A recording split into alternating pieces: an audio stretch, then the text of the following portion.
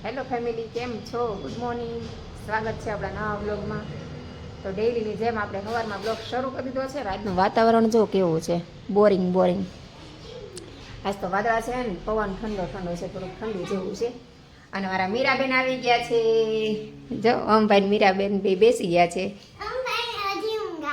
હજી ઊંઘ આવે છે ને તને? જય શ્રી કૃષ્ણ તો કહી દે. કેમ છો? મજામાં? અમારા ઓમભાઈ જય શ્રી કૃષ્ણ કહેજો. અમારા ઓમભાઈ હજી નાઈને આવ્યા છે. એને વાળ કોરા કરવા ને ભાઈ પંખા પાસે બેસી જાય. હેર ડ્રાયર નથી ને તો એ પંખાને ફૂલ કરીને વાળ ફૂંકાઈ દે. અને હું અત્યારે રસોઈ તૈયારી કરું છું કે અમારે જવું છે બહાર.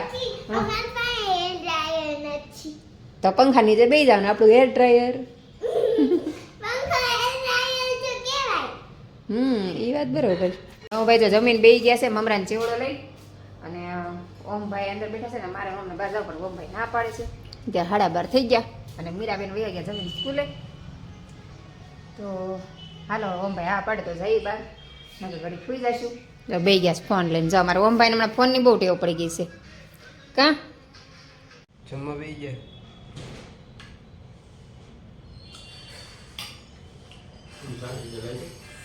છાશ મારા ધાર્મિક ભાઈ જો ટ્યુશનમાં થઈ ગયા. આમાં તમો જોઈ એકના એક જ કપડાં પહેરી રોજ.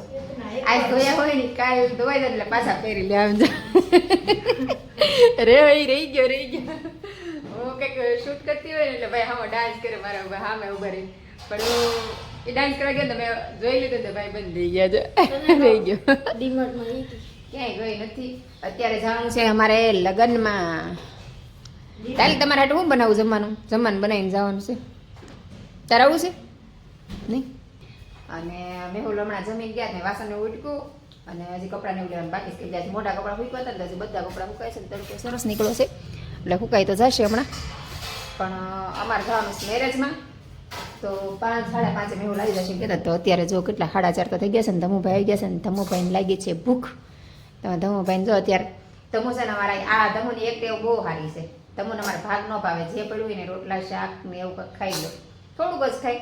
પણ બપોર હરખું જમે ને એટલે અત્યારે ભૂખ લાગે. હવે ઘણી વાર હરખું જમી લે ને તો હાં સુધી ભૂખ ન લાગે. પણ એક રોટલી 2 રોટલી પરાણે.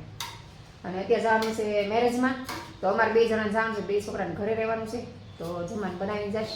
તો હું બનાવું જમવું? તમું થેપલા બનાવી દઉં ગરમ ગરમ રે હે? તો હાલ દૂધી પડી છે ને તો દૂધીને થેપલા બનાવી કે દૂધીનું શાક બનાવું?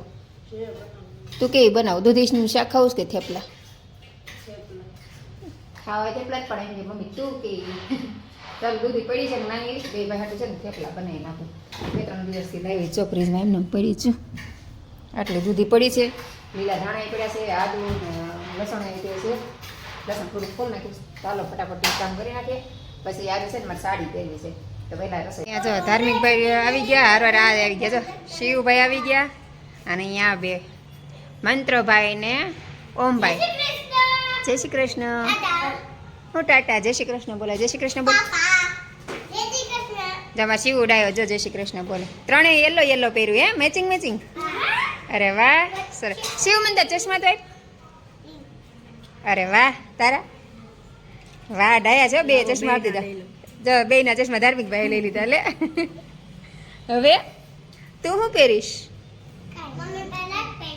હે લાટ પડ્યા છે એમ? તો આ ધાર્મિકભાઈના. ધાર્મિકા તારા હો. હવે આપણે ધાર્મિકભાઈને ને તો આ ધાર્મિકભાઈને આપી દેવા ને. હા જો અત્યારે થેપલા અને આમાં ચા બનાવી નાખી છે. હવે 2 ભાઈ ખાઈ લેશે. ચટણી બનાવી નાખી, લાલ ચટણી બનાવી છે ને લીલી ચટણી બનાવી છે. અને અત્યારે 5:45 થઈ ગયા અને આપણે ભાઈ તૈયાર થઈ જઈએ અને મારે જવું નથી લગ્નમાં. તો હું ભાઈ 2 ગયા છે ને આ 2 જમ ઓલા 2 વે ગયા ને અમારા મૈત્રી બેન આવી ગયા. હા મૈત્રી બેન જય શ્રી કૃષ્ણ. કેવું જો ભાઈ હિંચકો નાખે ને બેન હિંચકા ખાય હે? નહીં મારે આમળું નથી ખાવું. હાલો આપણે હવે ફટાફટ રેડી થઈ જાય. મેં હમણાં આવી જશે ત્યાં તૈયાર થઈ જાય. મારે પહેરવાની છે સાડી. તો સાડી પહેલાં મારે પછી લાગે વાર એવું છે. નાઈ તો મેં લીધું, નાઈને પછી થેપલા બનાવ્યું એટલે મેં પછી છે ને નાવું નહીં એમને.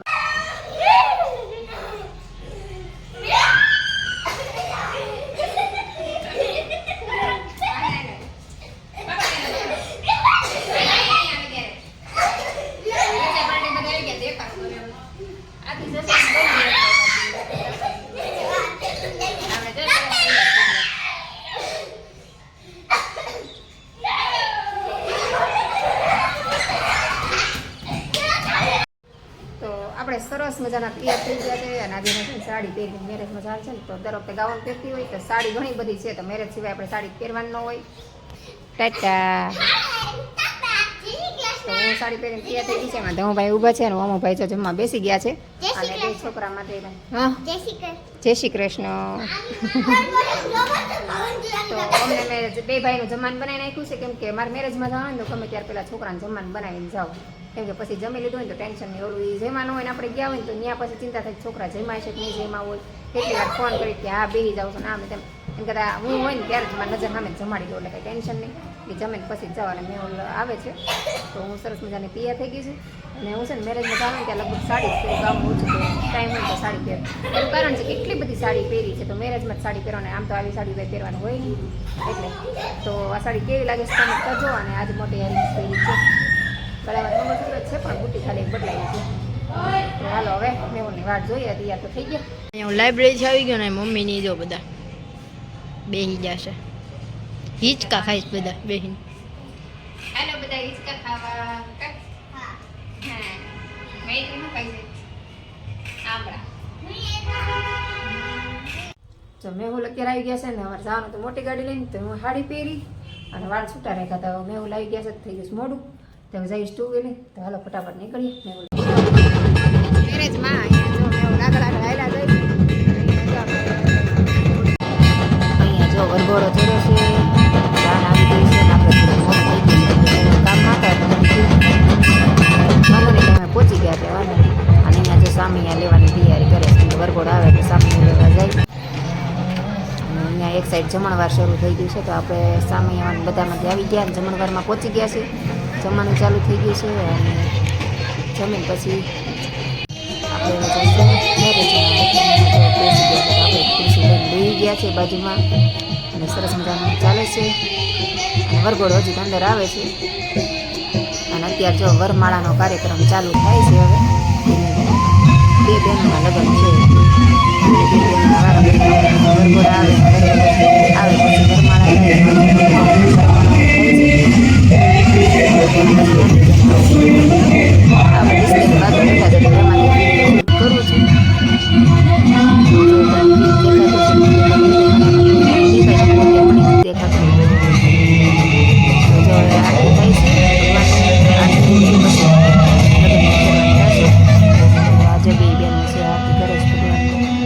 બધા જ આરતીમાં ઊભા થઈ ગયા છે એટલે ભગવાનનું એટલું તો માન રાખવું જ જોઈએ. જો આપણે મેરેજમાં ગયા હતા મેરેજમાંથી આવી ગયા અને મને છે ને મેં જ મોટી બુટ્ટી પહેરી હતી ત્યાં જ તે કાન દુખવા માંડ્યા ને તે બુટ્ટી નહીં ને કાઢી નાખીને ખીચામાં નાખી દીધી કેમ કે હું બધી પહેરું નહીં નાની નાની બુટ્ટી પહેરું આજ વળી મને એમ થયું કાલે બધા મોટી મોટી બુટ્ટી પહેરતા જ નહીં હું પહેરું મારી પાસે બુટ્ટી તો છે ને ઘણી છે પણ કાન દુખવા માંડે ને એટલે પહેરું નહીં ને એકને એક પહેરું મને હવે યાદ નથી આવતું આમ તો મને મોટા થઈ ગયા ને પેલા નાના હતા ને તો નિરાજે તૈયાર થતી ને તો નવી નવી ઇયરિંગ્સ ને એવું બધું પહેરતી હવે કંઈ યાદ નથી આવતું તો વળી આજે યાદ આવ્યું ને તો વળી પહેરી તો પણ કાન દુખવા માંડ્યા કેટલા ટાઈમથી પહેર્યું નથી તો હાલો હવે હોઈ જાય અમારું હમભાઈ તો પથારી કરવાની તૈયારી કરે છે અને ધમુભાઈ તો વાંચે છે અને મેં ઓલો જે કે આવ્યા નથી ગાડી પાર્કિંગ કરતા હશે ને કાં ઊભા હશે કોઈ કરે તો બસ આજનો દિવસ આપણો આવો રહ્યો તો આજનો બ્લોગ આપણે અહીં પૂરો કરશું તો તમને બ્લોગ પસંદ આવ્યો તો લાઇક શેર અને સબસ્ક્રાઈબ કરી દેજો કાલે ફરીથી મળશું નવા બ્લોગ સાથે ત્યાં સુધી ગુડ નાઇટ ને સીતારામ.